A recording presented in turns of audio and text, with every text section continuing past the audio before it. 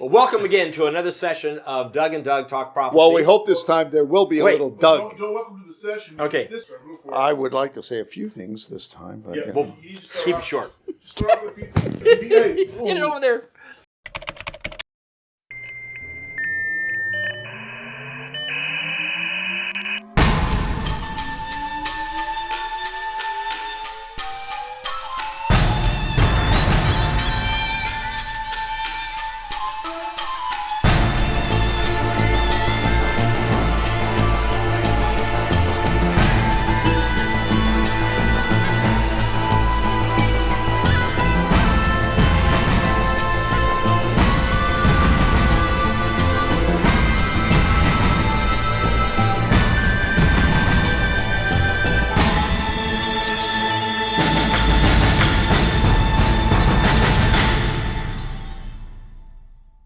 Well, we're back again here talking prophecy, and we want to thank again all of you that are liking our site at Doug and Doug Talk Prophecy website. Numerous of this, thousands, countless people, millions. and several hundred subscribers. Now we need more subscribers. We at do. the bottom of this screen, this is how you get involved with Doug and Doug Talk Prophecy, and we also have a little tweet down below there. So you can also contact us and tweet and give us your comments, your remarks. We hope they're positive. Hey, but if they're negative, help us. I mean, we don't do this every other day. In fact, we've had the Great Gap theory that took place when we had... No. You don't believe in the gap theory? No, I don't. Well, Okay. I do believe in the gap theory. Point of fact. And Anyway. most of you don't know what that is, so why are you even bringing it up? I don't know, Doug. It's just that it's almost like the first and second coming. There's been a gap. And by the way, speaking of that, I want to bring up the fact that there's a lot of people who believe that the 70th week of Daniel is not separated from the first 69 weeks. They believe it's all contiguous, meaning that Jesus' ministry fulfilled the 70th week. That's not the case. No. Why would Jesus be talking about the abomination of desolation in Matthew 24 if it were the case? No, he says it's yet future.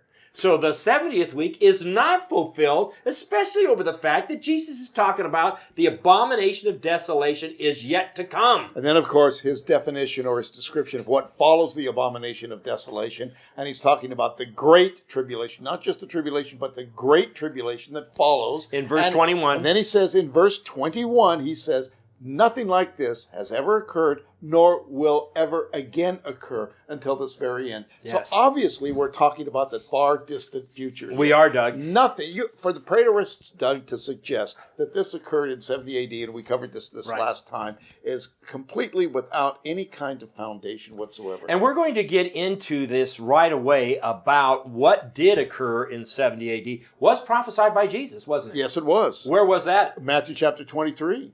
And he spoke about, "O Jerusalem, Jerusalem." Oh, Jerusalem, Jerusalem, exactly. I would have gathered you as a hen gathers her its children, chicklets, yes, right? exactly. And you would not. But you would not. Henceforth, your house is left to you desolate. Meaning judgment has fallen, which took place in 70 AD. And Matthew 24, verses 1 and 2, the disciples wanted to give Jesus a tour of the temple. Look at all this. How about a temple tour? So don't get too excited, because this is all going down. You mean there won't be one stone left Not upon one another? stone left. No. Well, wait a minute. The rabbis actually say that the Western Wall proves that Jesus is not the Messiah because the stones are still there. Is that the case, Doug? Doug, I think we need to move on. Well, no. You have to answer the rabbis. Well, And we have to I answer just the want to bring rabbis. out one thing, So folks, Doug's going to talk is this. about I'm going to talk about the fact that Jesus is the Son of Man and the Son of God. Why do we know this? Because not one stone is left upon another. Now, when Josephus and Titus of Rome, the general with the 10th legions and 2 or 3 other legions, were there destroying the city and the sanctuary in fulfillment, stone was torn down. Every stone was torn down. So what stones were left, quite frankly? Are the stones of Antonio's fortress. I don't want to dishearten those of you who have been sticking paper in prayers into the walls. That's very important. Been very rude and insensitive, though. Well, that's we not... need to cater to their sensitivities. Hey, I'm here to proclaim that Jesus is the Messiah. I do, and because what was left was the Roman 10th Legion headquarters. And you've heard of Antony and Cleopatra? Hey, Herod the Great built Antonio's fortress there for the Romans. And so that's what's left. So question, where's the real temple? Now, you got to read Ernest Martin's book. Of a parenthetical insertion here, I want to point out to all of those who have suggested, and we do have your feedback, that I have a tendency to interrupt and to dominate. This disproves that claim totally. Okay, are we square? A lot of people are asserting that, Doug. They are, and are they wrong? Totally. Okay. Totally. Now, one of the questions we did get while we were gone this past week is some folks wanted to know, what's the 10:10? We know what the 1290 days in Daniel chapter 12:11 speak of the times of desolation. But what is the 10:10, which is left of the 2300 days? Yes, we're hearkening back now to last episode. Right. Where the last episode we talked about we're trying to discover what is the abomination of desolation spoken of by Daniel the prophet. So we have to be in the book of Daniel. And where we're warned to take heed. We're warned to take heed. Here. It's one of the rarest places. In fact, I don't know of any portion of the scripture where there's such an insertion where it says, hey, wait a minute. You better understand. Let the reader understand. So this is very special. You don't see this in the Bible hardly, okay? And it's sort of like interrupting Jesus. Here's Matthew writing the gospel, and he's quoting Jesus all the way through, and then all of a sudden he says, you guys better understand what's going on here. Now, this whole thing in the book of Daniel takes place during the reign of Antiochus IV Epiphanes, who confronted the Maccabean revolt. And this is where you get Happy Hanukkah. This is where you get the Festival of Lights. This is where you get the overthrow of Antiochus IV Epiphanes and the rebellion, and the whole thing is turned upside down. So every time that the Jews today celebrate Hanukkah, which is around the 24th to 25th of Kislev, the month of Kislev, I always say, we have a lot in common. I am celebrating the overthrow of the Antichrist with you. They look at me kind of strange. I said, well, Antiochus IV Epiphanes, he's the guy that stopped the sacrifices. And he is the original abominator of the abomination of desolation. The prototype of what we're talking about in the book of Daniel and what we're talking about here in Matthew chapter 24. And he is known as the desolator. So you have 10 days of sacrifice. You have 1,290 days of desolation. Now, I alluded to the fact that this whole thing of the 2,300 days is carefully explained in Conservapedia, not Wikipedia, in Conservapedia, the 2,300-day prophecy. And the guy who wrote that really had his act together. I'm the guy that wrote it. I can't recall that I wrote it. So you have to go to Conservapedia to get the whole picture, okay? And just Google it and go to Conservapedia, and you can find out all about the 2,300-day prophecy. But now, we've moved on to Daniel chapter 9. We're talking about the abomination of desolation. This 70 weeks prophecy is key to understanding the abomination of desolation. These verses in Daniel 9 are not written in a vacuum. If you don't go back to Daniel chapter 8, verses 10 through 14, you're not going to understand Daniel 9, because they're all connected surrounding the abomination of desolation. But in Daniel 9, it does say this, okay, in verse 25, know therefore and understand that from the going forth of the command to restore and build Jerusalem, which was done by one of the Persian kings. Now, I'm not going to get into, what date it was that this happened. We know that all of these historical events that we're reading about, the abomination of desolation, the prototype, took place somewhere between 175 and 163 BC, or before the Common Era, so-called, right? Catering to Jewish sensitivity. Yes, we have to cater to sensitivities here. BC, let's be honest. Before okay, Christ. So anyway, it says this, to restore and build Jerusalem until, now listen, it says this command will go from the time to rebuild. The Persian king gives the time to rebuild, somewhere around 400 and something That's correct. BC. And it says, until Messiah the Prince. Okay, so there's a decree, goes all the way until the manifestation of Messiah the Prince. Now, we believe that to be Jesus. Now, watch this now. There shall be, for this to happen, there shall be 7 weeks and 62 weeks. Let's do the math. 7 weeks and 62 is what? 69 weeks. So let's table that. Now, the street shall be built again, and the wall, even in troublesome times. Okay. And then we're going back to Ezra and Nehemiah. Yeah, we're going back to Ezra and Nehemiah, and they're building the street, the wall, the moat. All this is being built. Now, verse 26 is a critical verse. And after 62 weeks, which obviously has the 7 weeks, so the total is 69 weeks. That's correct. Messiah will be cut off or suffer the death penalty. Messiah will suffer the death penalty. Which is what that word cut off means. It means literally to be means executed. But not for himself. A term. He did it for us in our salvation. He gave his Isaiah life for 53. you. Listen, if you're listening to us today, you have to understand something. Jesus gave his life for you. He was cut off, but not for himself. He died for you and he died for me. That's the wonderful thing about Messiah. Messiah means divine intervention into history, and you need to have a divine intervention in your life.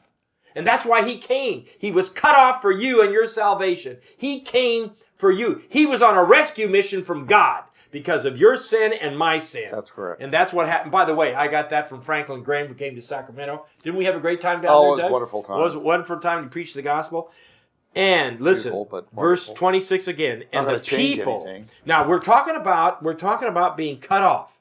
He gave his life. Now listen to this then. It goes on. And which means it's happening after his cutting off. The people of the prince who is to come. Now, is that prince who is to come, Doug, the same Messiah the prince? Or the prince who is to come shall destroy the city and the sanctuary? Did Messiah the prince destroy the city and the sanctuary in 70 A.D.? Of course not. He did not destroy it. No. So which prince is this? Well, we're talking about Titus. No, we're not. Oh. We're talking about the Antichrist. Oh, okay. You're casting ahead.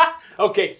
In other words, the people of the prince who is to come. Oh, you're at the end of the 69th week now. I'm at the end of the 69th week. But then the people, who were those people that destroyed the city and the sanctuary, Doug?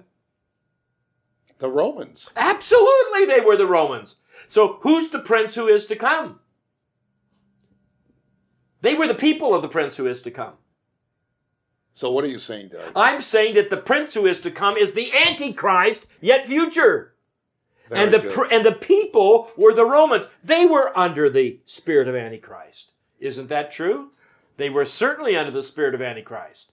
Okay, now he's going to come and he's going to destroy he's going to do something in the future. Now wait, back off. Who's going to destroy You're talking the city about and the the Romans who came. Yes, the Romans. The Romans Did they not destroy the city? They destroyed the city. And they were led by who? They were led by Titus. But was he the prince that is to come? Well, he certainly wasn't a prince, but he was a ruler, commander of the 10th Legion. Yeah, well, yeah, but he's not the prince who is to come. Okay. Because listen to this. The end of it shall be with a flood. Till the end of the war, desolations are determined. Desolations are determined. Listen to this. And he shall confirm a covenant with many. Who's the he there? The Antichrist. The Antichrist. Now, a lot of people think that the antecedent, or who is this pronoun going back to, is it referring to Jesus the Messiah? No. Many people believe that, Doug. They say that he made a covenant with many for 1 year. I actually don't think, Doug, that a lot of people believe that anymore. I think it was a confusion that arose during the early days of premillennialism. I don't believe that there are very many reputable Matthew scholars. Henry believes that. Matthew Henry was early, a long time ago, Doug. Yes. But anyway. Certainly John Walford didn't, certainly Charles Ryrie didn't, certainly Dwight Pentecost didn't, and so on and so forth. So. Neither did D.L. Moody. We could go on and on. Yes, exactly. And he shall enforce a covenant, a peace agreement. Now, let's talk about current events. Have you noticed anything happening with regards to Israel and insofar as trying to establish peace in the Middle East lately? I have indeed. You know, that's front page news. Did you hear what happened this last week or a couple of weeks ago at the United Nations when the two-state solution became encrusted in a resolution that within 1 year the Jews have to determine if they're going to have a two-state solution or not, and it's going to be forced upon them. Otherwise, there are going to be sanctions. He will enforce it. But what's interesting about this particular passage of Scripture is that for a while, the Jews themselves are going to buy into it. Because they will be in unwalled cities, which is an indication that, hey, we feel safe. We feel safe. That's right. A lot of people are going to buy into it, and this raises the issue, Doug, of a lot of Christians getting sucked into this as well. Jews and Christians are going to get sucked into, you're talking about, the treaty of hell and death. Yes. Okay, that's what you're talking Where about. you are. Isaiah chapter 28, I believe it is. Yes, it is. Verse 15. And here's the thing about this treaty. It's going to do this. It's going to be for 1 week. But what's interesting here too, Doug, is the fact that the Middle East has become the cauldron of the world. Yes, it has. People honestly believe, leaders throughout the world believe that until we resolve the issue of the Middle East, bring peace in the Middle East, we are going to be facing interminable conflict. It's going to spread through. That's ISIS. That's basically what we're talking about here. Yes. So there is this crush. There's this crush on the part of world leaders today. We have to resolve this issue. And there will arise someone who will claim, I have solved it. He will enforce this peace treaty. And Christians and Jews are going to buy into it. They are. Now, don't you think, to sweeten the package, that this he who is to come, the prince who is to come, the anti-Messiah. The anti-Messiah. The false Messiah. Yes. He comes as a deliverer. He does. He comes riding on a white horse. He does. He doesn't come trying to bash and smash, but he is going to enforce. And he will come to a world that is sick and tired and overwrought with warfare. Yeah, till the end of the war.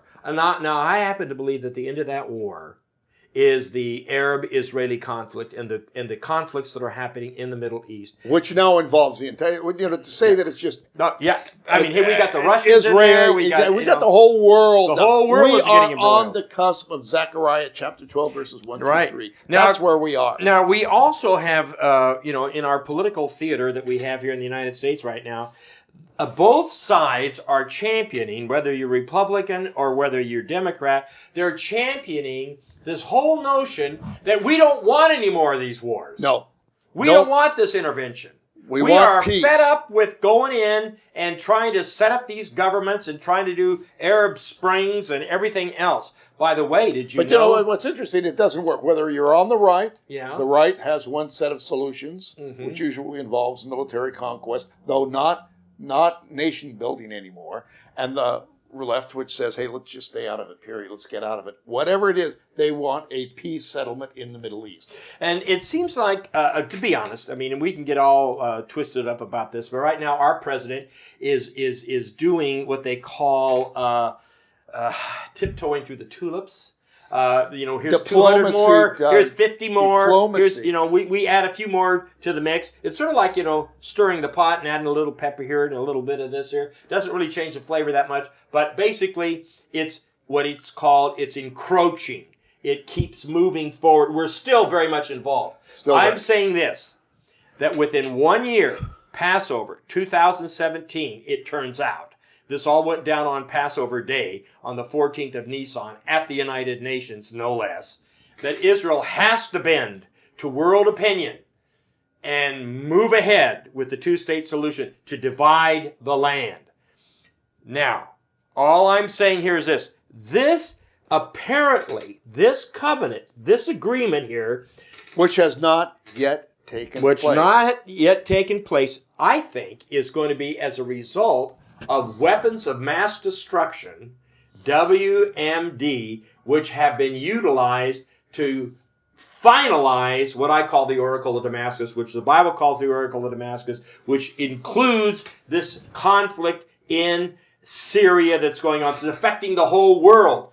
Now, it is fascinating to note that yesterday, which is something like the 25th of April or so, the Saudi Arabians decided to put an embassy in Israel. Did you hear about that, Doug? No, I didn't. They're putting an embassy in Israel. Well, strange bedfellows. Well, the odd thing is, if you read Ezekiel 38 and 39, which speaks about another war, the Gog-Magog war, it is very clear that Sheba and Dedan, Saudi Arabia, is allied with Israel, it would appear.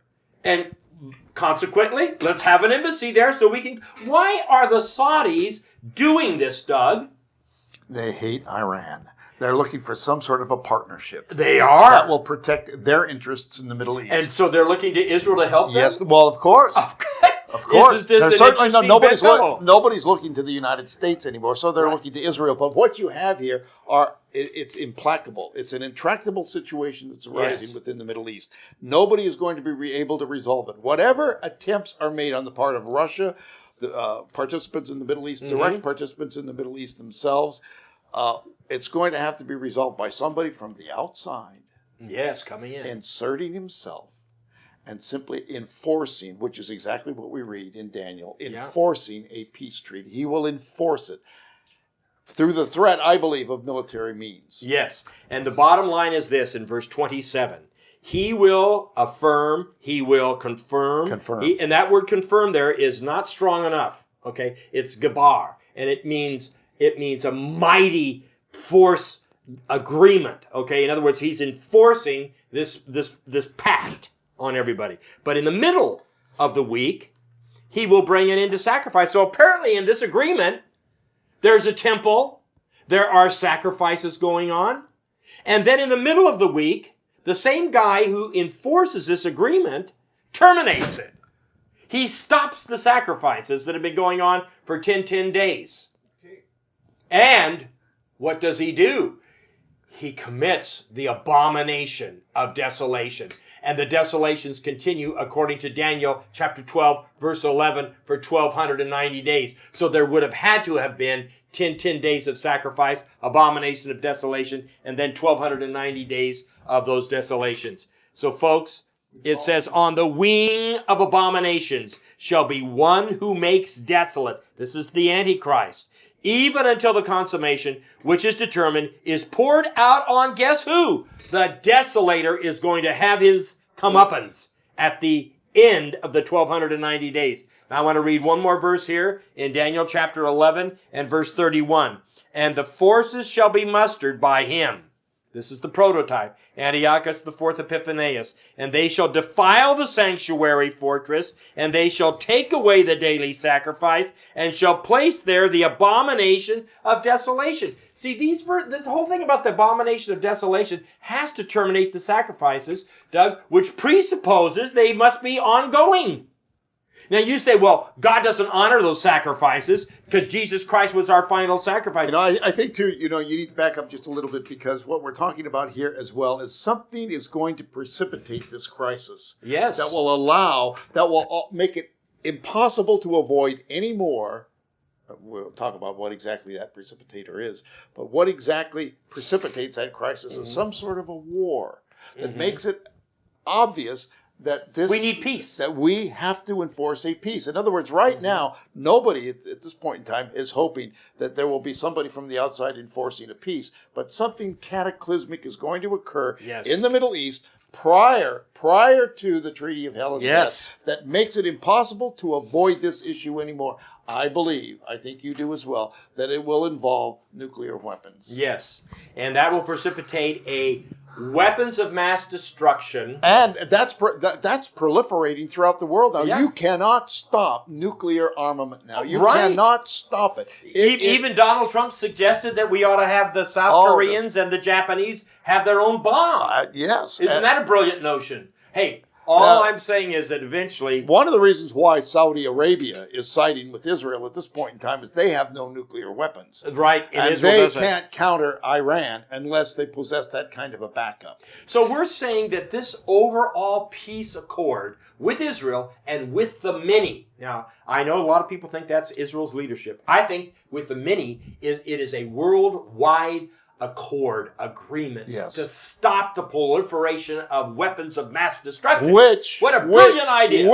Which some sort of a crisis will have arisen to make that unavoidable. Unavoidable. That's the Gog Magog And war. I would say this. No, I don't believe that, Doug. It's the Gog Magog war. I believe it actually is the Oracle the Oracle of Damascus. Now, it will precipitate a situation that if the Jews are allowed in this agreement to rebuild their temple and to commence with the sacerdotal rites, the temple sacrifices, that will go on for 10 days. The question is, if the week has 2,520 days in 7 years, the final week, and that there are 360 prophetic days in every year, which apparently this is written in that context, then the question abides. If there are 10 days of sacrifice in the first 1,260 days, Doug, then how many days are left over from 10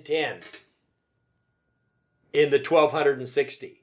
It's a math problem. X plus 10 equals 1,260. Solve for X. How many days are there between the commencement of this accord, this agreement, this treaty, and the beginning of the sacrifices? The beginning. X equals 250. 250 plus 10 equals 1,260, and boom, you're in the middle of the week. Now, so what happens in the first 250 days? Doug, I'm just proposing this. Don't blame me for this brilliant discovery. However, between any Passover and a Feast of Dedication, which is a nice time to dedicate a new temple, would be at the Feast of Dedication. By the way, Happy Hanukkah is the Feast of Dedication. Yes, it is. Okay, I'm trying to say that the Feast of Dedication would be an appropriate time to begin the sacrifices for 10 days. There will be 10 days of sacrifices, 1,010 days. Then in the middle of the week, we're at the middle of the week now, is the Abomination of Desolation, and those desolations or transgressions or termination of the sacerdotal rites, no more sacrifices, will last for 1,290 days according to Daniel 12 verse 11. Now, that means what? That means we have an additional 250 days to give an account for in the first half of this week. And that means what? That means you got to go back to the book of Ezekiel in chapter 39, and it says it takes we don't have time to do that now. 7 months. You got to carry it over. 7 months to cleanse the land. From what? From the Gog-Magog war, which would happen in the first 40 days. So I'm suggesting, this is a very strong suggestion, that there are 250 days between any Passover and any Feast of Dedication to begin the 10-day time frame. And so if the 70th week of Daniel would begin on a Passover, then the first 40 days are testing, and number 40 is testing. And the first 40 days would constitute the Gog-Magog war, and then we need 7 months to clean up the dead bodies. That's 210 days. Therefore, the first 40 days would be the Gog-Magog war, then 210 days of cleansing the land for what? To commence the sacrifice, which would last for 10 days. Do we get this, folks? Now, let the reader understand. So this is really intense. Now, I believe that most of you may not have heard this before, but we want us to understand.